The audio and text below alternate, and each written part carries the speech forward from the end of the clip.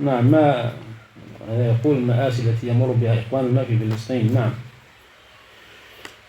وما ورد في ماذا في تأديهم من اليهود عليهم من الله ما يستحقون. نعم. نقول ماذا على المؤمن عموما أن يدعو الله رب العالمين، يكثر من الدعاء أن يكفي المسلمين شر الأشرار، وأن يجعل كيد الكفار من اليهود والنصارى جميعا في نحورهم، وأن يرفع البلاء عن إخوانه المسلمين.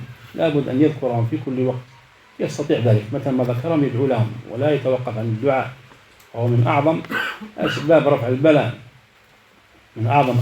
البلاء، والمقصود ما يعانيه الشعوب، يعني يعانيه الشعب.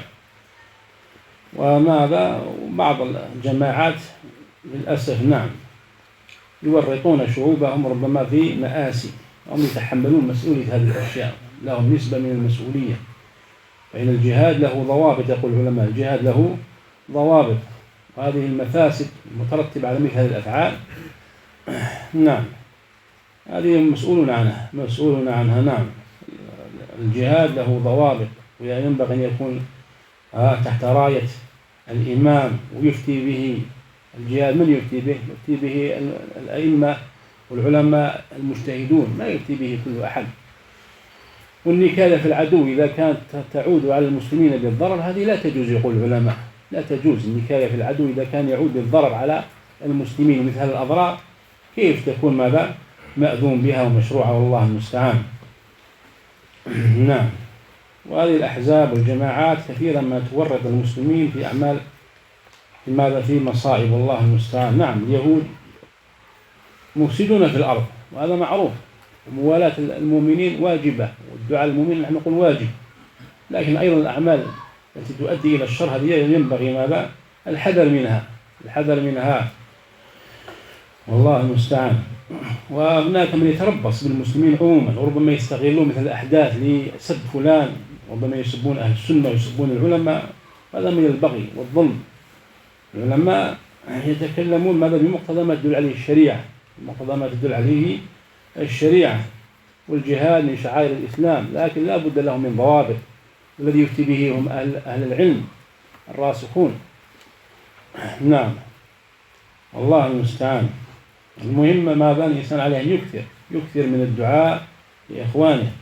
وأما الإعانات هذه تكون ماذا وفق ما يأمر به ولاة الأمور، فهم أعلم بما يصلح، وهم المسؤولون عن هذا، هم المسؤولون يتحملونها، فتكون الإعانات من طريق ولاة الأمور.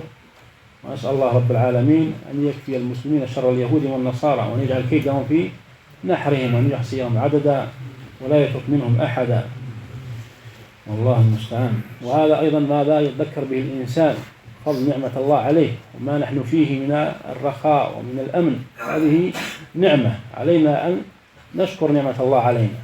الإنسان عليه أن يعظ نفسه. نعم.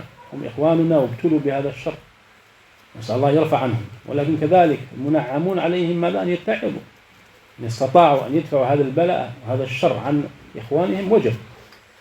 نعم. والذي يتحمل هذا ولاة الأمور.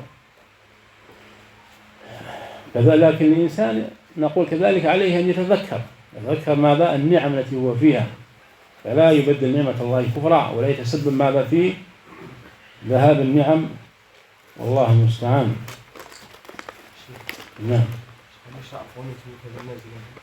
نعم. القنوت ممكن، لكن بإذن، كما يقول بعض العلماء يكون بإذن ماذا ولاة الأمور، لأن النبي صلى الله عليه وسلم يكون يقنط في كل حال. الظاهر هذا هو الظاهر، كما قال بعض أهل العلم أن القنوت يكون ماذا بإذن ولاة الأمور، ومن عنده ربما اقتراح يقترح عليه. نعم. هم يتحملون مثل هذا.